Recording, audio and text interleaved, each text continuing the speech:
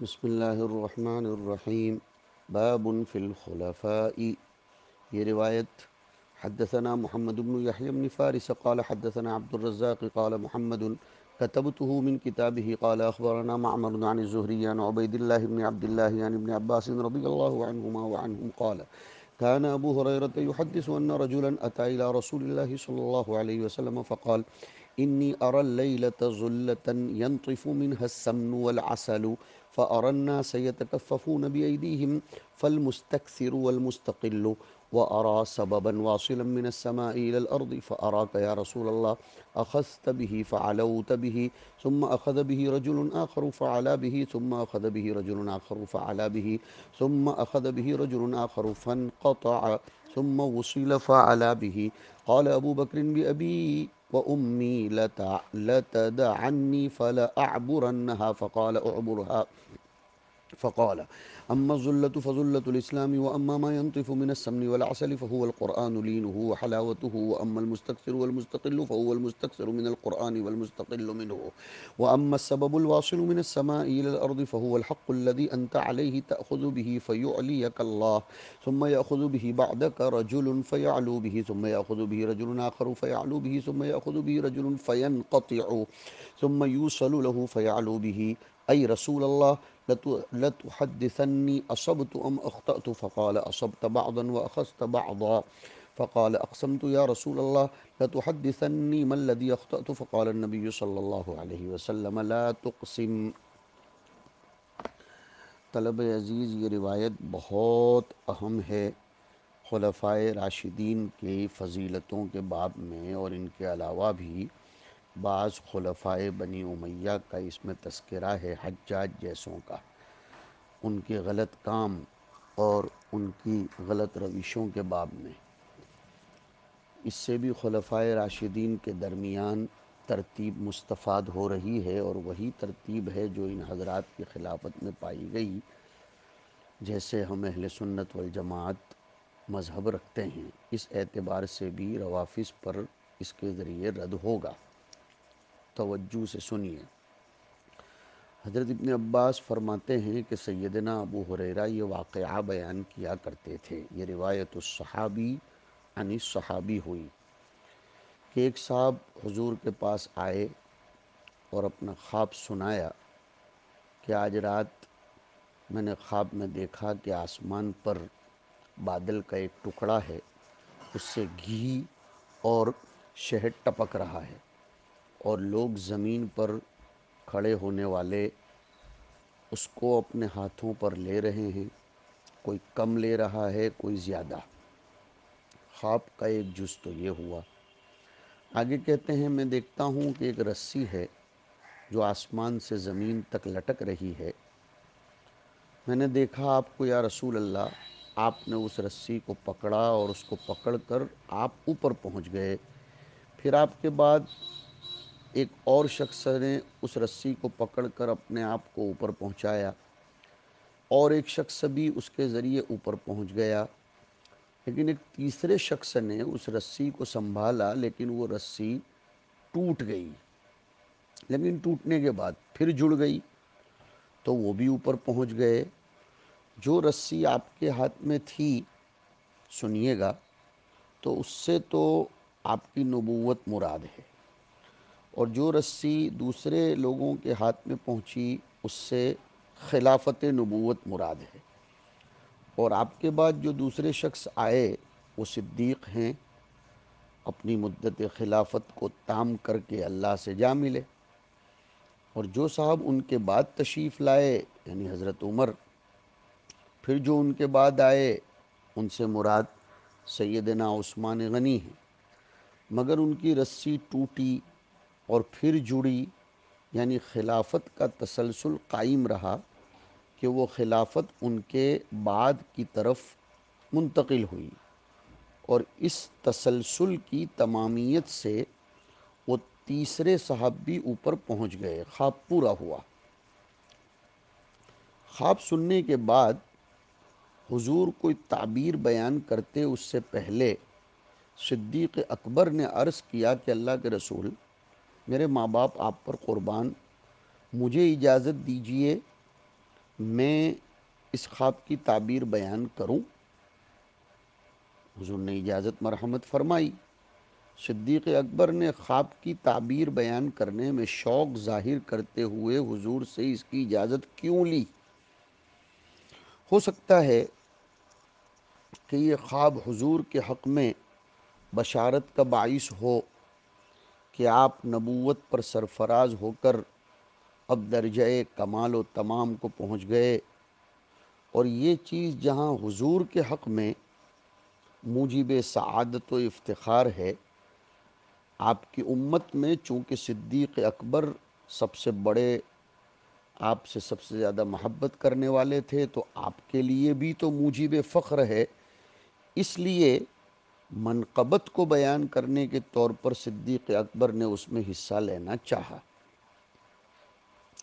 اور اس حیثیت سے بھی کہ آپ علیہ الصلاۃ والسلام اپنے لیے فخر کو پسند نہیں فرماتے تھے۔ ایک شخص نے آپ کو ایک مرتبہ سید کہا، اعظم الناس کہا، تو آپ نے نکیر فرمائی تھی۔ اگرچہ بیان واقع کے طور پر وہ اوصاف جو موجبات فخر ہوتے ہیں ان کو آپ نے امت کے سامنے بیان فرمایا، وہ اظہار حقیقت کے لیے تھا، لیکن حضور ساتھ میں فخر کی نفی بھی فرماتے تھے کہ انا سید ولد آدم ولا فخر۔ اب صدیق اکبر نے جو خواب کی تعبیر فرمائی وہ سنیے کہ وہ جو آسمان پر سائبان جیسا ہے اس سے مراد تو اسلام ہے، اور اس میں سے جو گھی اور شہد ٹپک رہا ہے اس سے مراد قرآن کریم ہے۔ قرآن کی حلاوت، اس کی طراوت، ان دو صفتوں میں سے ایک کا تعلق قرآن کے مضمون اور معانی سے، اور دوسرے کا تعلق اس کی عبارت اور اس کے الفاظ سے ہے۔ صدیق اکبر نے گھی اور شہد دونوں کا مصداق قرآن ہی کو بیان فرمایا۔ پھر فرمایا کہ یہ دو شخص وہی ہیں جو قرآن کریم سے فائدہ اٹھانے والے ہیں، کم زیادہ۔ آگے فرمایا کہ سبب واصل من السماء الی الارض سے مراد حق اور نبوت ہے جس پر آپ قائم ہیں، آپ اس کو مضبوطی سے پکڑے ہوئے ہیں، جس کے ذریعے اللہ آپ کو رفعت عطا فرمائیں گے۔ پھر اس کو آپ کے بعد خلاف نبوت کی شکل میں ایک شخص حاصل کرے گا، اور اس کی وجہ سے اس کو بھی رفعت اور بلندی مقام حاصل ہوگا۔ اس کے بعد اور ایک شخص آئے گا جو اس کو سنبھالے گا، اور اس کی وجہ سے اس کو بھی برتری حاصل ہوگی۔ پھر ایک تیسرا شخص اس کو لے گا، پھر اس پر آ کر اس سلسلے کی رسی منقطع ہو جائے گی۔ حضور نے اور ابو بکر و عمر نے تو گویا اپنے بعد خلافت کے مسئلے کو اشارتاً یا صراحتاً طے فرما ہی دیا تھا۔ حضرت عثمان کی طرف سے اپنے خلیفہ کے باب میں کوئی ہدایت نہیں تھی، یہاں تک کہ ان کی شہادت کا خطرناک واقعہ سامنے آیا۔ پھر اس پر بھی چند دن گزرنے کے بعد خلیفہ کا تعین ہوا، اس لیے اس خواب میں اس کیفیت کو انقطاع سے تعبیر کیا گیا ہے، اور اس کے بعد جب خلیفہ کی تعین ہو گئی تو اس انقطاع تسلسل کے بعد اس کا وصل ہو گیا، اسی فرق کو اس خواب میں ظاہر کیا گیا ہے۔ اب اس میں یہ جو آیا کہ اس سلسلے کی رسی منقطع ہوگی، پھر جڑ جائے گی، پھر وہ بھی اوپر چڑھ جائیں گے، یہ تعبیر عرض کرنے کے بعد صدیق اکبر نے فرمایا کہ اللہ کے رسول، اب میں آپ سے اصابت یا تخطئہ چاہتا ہوں کہ آپ مجھ سے کہیں کہ میں نے تعبیر صحیح بتائی یا غلط۔ آپ نے فرمایا کچھ تو صحیح کہا اور کچھ غلط کہا۔ تو حضرت صدیق اکبر نے ظاہر بات ہے قسم دے کر پوچھا کہ اللہ کے رسول میں نے کیا غلط کہا؟ تو حضور نے فرمایا قسم کیوں کھاتے ہو، میں بتاؤں گا نہیں۔ حضور صلی اللہ علیہ وسلم نے اس غلطی کی تعیین ظاہر تو نہیں بیان فرمائی، حدیث کے شرح الگ الگ بات لکھتے ہیں۔ ایک بات تو یہ بھی ہے کہ جو غلطی تعبیر میں ابو بکر سے ہوئی تھی، اس سے مراد آپ کی موجودگی میں تعبیر میں پہل کرنا، اس کی اجازت لینا، لیکن یہ قول مرجوح ہے۔ بعضوں نے فرمایا کہ تعبیر کے بعض اجزاء میں خطا ہے۔ وہ خطا کیا ہے؟ سمن اور اصل دونوں کی تعبیر قرآن کریم سے دی، ہونا یہ چاہیے تھا کہ ایک کی تعبیر قرآن سے دیتے اور دوسرے کی حدیث سے۔ لیکن سب سے اچھی بات حضرت شیخ نور اللہ مرقدہ نے لکھی ہے کہ خواب کا ایک حصہ جس کی تعبیر ہونی چاہیے تھی وہ اپنے ظاہر پر نہیں تھا، صدیق اکبر کو اس کی تشریح کرنی چاہیے تھی، انہوں نے اس کو ہی تو چھوڑ دیا۔ اس سے معلوم ہوتا ہے کہ انہوں نے اس حصے کو اپنے ظاہر پر محمول رکھا، اس لیے کہ خواب کا ایک حصہ آگے آ رہا ہے کہ جس شخص پر رسی ٹوٹے گی اسی کے لیے اس کو دوبارہ جوڑا جائے گا، حالانکہ ایسا نہیں ہے۔ واقع میں جس کے لیے ٹوٹی ہے اسی کے لیے جوڑی ہوئی نہیں ہے، بلکہ اس کا نائب اور خلیفہ ہے جو اس کے بعد آئے گا، اور خواب میں دونوں کو ایک ہی تعبیر اس اعتبار سے بتلایا گیا ہے کہ نائب کا فعل گویا اصل کا فعل ہے۔ صدیق اکبر نے اس کی تشریح کی ہی نہیں بلکہ خواب کے اس جز کو ظاہر پر چھوڑ دیا۔ ابن قیم کی بات سے بھی کچھ ایسا ہی لگ رہا ہے۔ چنانچہ اس خواب میں بھی ترتیب وہی بیان کی جا رہی ہے جو ہم لوگ پڑھتے ہیں، ہمارا عقیدہ ہے، اور ہم لوگ اس اعتبار سے ہی اہل سنت والجماعت سمجھے جاتے ہیں۔ ہمارا مقصود منشا بھی یہی ہونا چاہیے۔ حضرت ابوبکر رضی اللہ تعالیٰ عنہ نے خواب کی تعبیر جس انداز میں بتلائی، یہ تو پہلی روایت کا مطلب ہوا۔ اب اس کے بعد کی ایک روایت ہے، حدثنا محمد بن یحیی بن فارس قال حدثنا محمد بن کثیر قال حدثنا سلیمان بن کثیر عن الزہری عن عبید اللہ بن عبد اللہ عن ابن عباس عن النبی صلی اللہ علیہ وسلم قال فابى ان یخبرہ۔ اب کی روایت خوب دھیان سے سنیے۔ حدثنا محمد بن المثنى قال حدثنا محمد بن عبد الله الانصاري قال حدثنا الاشعث عن الحسن عن ابي بكرة ان النبي صلى الله عليه وسلم قال ذات يوم من راى منكم رؤيا فقال رجل انا رأيت كأن ميزانا نزل من السماء فوزنت انت وابو بكر فرجحت انت بابي بكر ووزن ابو بكر وعمر فرجح ابو بكر ووزن عمر وعثمان فرجح عمر ثم رفع الميزان فرأينا الكراهية في وجه رسول الله صلی اللہ علیہ وسلم۔ اس کے بعد کی روایت بھی سن لیجئے۔ حدثنا موسى بن اسماعیل قال حدثنا حماد عن علي بن زيد عن عبد الرحمن بن ابي بكرة عن ابيه ان النبي صلى الله عليه وسلم قال ذات يوم ايكم رأى رؤيا فذكر معناه ولم يذكر الكراهية قال فاستاء لها رسول الله صلى الله عليه وسلم يعني فساءه ذلك فقال خلافة نبوة ثم يؤتي الله الملك من يشاء۔ اس روایت کی تشریح سنیے کہ ایک روز حضور نے اپنے مجلس میں بیٹھے ہوئے لوگوں سے سوال کیا کہ تم میں سے کسی نے رات کو کوئی خواب دیکھا ہے؟ حضور کی عادت تھی کہ اس طرح دریافت فرماتے تھے، اس لیے کہ خواب کے ذریعے بہت سے اشارات مل جایا کرتے تھے۔ تو ایک صحابی نے فرمایا کہ میں نے دیکھا ایک ترازو ہے جو آسمان سے اتری تو اس میں آپ اور ابو بکر کو تولا گیا، آپ کا پلڑا بھاری تھا۔ پھر ابو بکر اور عمر کو تولا گیا تو ابو بکر کا پلڑا بھاری تھا۔ پھر عمر اور عثمان کو تولا گیا تو اس میں عمر کا بھاری تھا۔ خواب دیکھنے والے کہتے ہیں کہ پھر وہ ترازو اوپر چلی گئی۔ صحابہ کہتے ہیں اس خواب کو سن کر ہم نے حضور کے چہرے پر ناپسندیدگی دیکھی۔ اصل میں دیکھو، موازنہ، تولنا ایک دوسرے کو، یہ متقارب چیزوں کے درمیان ہوتا ہے، یعنی جہاں دو چیزوں کے درمیان تھوڑی سی کمی زیادتی ہو، جن دو چیزوں کے درمیان فرق واضح ہو اور دونوں میں کوئی دور دور کا فرق ہو، تو پھر موازنہ کیسے کیا جا سکتا ہے؟ وہاں تو خود سمجھ میں آتا ہے کہ کون کم کون زائد. تو رفع میزان سے اشارہ ہوا بہت دور کے فرق کی طرف.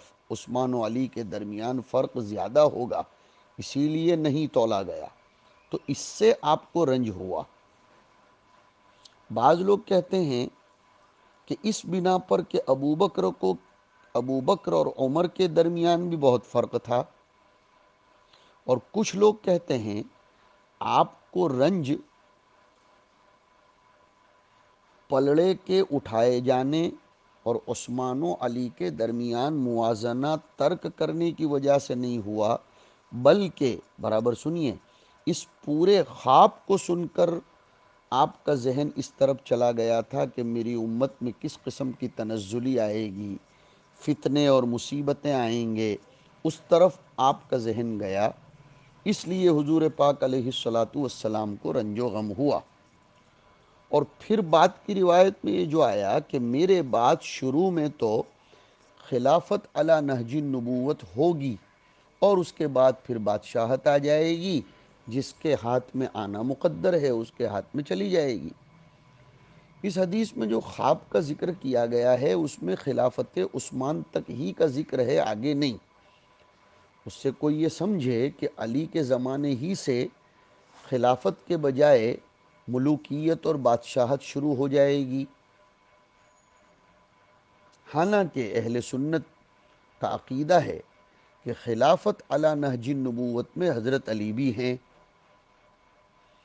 تو اس کا جواب یہ دیا گیا ہے کہ یہاں پر لفظ ثم یہ تراخی کے لیے ہے، یعنی اس کے بعد آگے چل کر بادشاہت شروع ہوگی. حضرت عثمان کے بعد متصلاً مراد نہیں ہے، حضرت عثمان کے بعد حضرت علی کی خلافت، اور اس کے بعد ثم حضرت حسن ابن علی کی بھی تو خلافت تھی، اس کے بعد ملوکیت اور بادشاہت ہے. یہ بات اس میں بیان فرمائی جا رہی ہے. اب اس میں محدثین بہت اچھی اچھی باتیں اس سلسلے میں روایتوں میں لکھتے ہیں کہ یہ خواب دلالت کر رہا تھا کہ خلافت بالحق، اس کی حقیقت یہ ختم ہو جائے گی خلافت عمر پر. علامہ طیبی نے بہت زوردار بات لکھی ہے، اس کی طرف توجہ دیجئے کہ خلافت کی نسبت نبوت کی طرف کرنا یہ اس بات پر دلالت کرتا ہے کہ اس میں مطالبہ نہیں تھا، منازعہ نہیں تھا کسی کی طرف سے، جیسے شیخین کی خلافت. اور مرجوحیت میزان کا عثمان تک ختم ہو جانا یہ دلالت کرتا ہے کہ اس میں منازعہ تھا. اور علامہ طیبی کے یہ الفاظ کی طرف دھیان دیں گے آپ کہ عثمان اور علی کے زمانے میں خلافت، اس میں ملوکیت بھی ملی تھی، خلافت بھی تھی، اور اس کے بعد پھر ملوکیت ہی ملوکیت تھی. یہ علامہ طیبی نے لکھا ہے، اور بات کچھ دمدار بھی ہے. اور اس سلسلے میں سب سے اچھی کتاب ازالۃ الخفا عن خلافت الخلفاء شاہ ولی اللہ کی ضرور آپ حضرات کو پڑھ لینی چاہیے.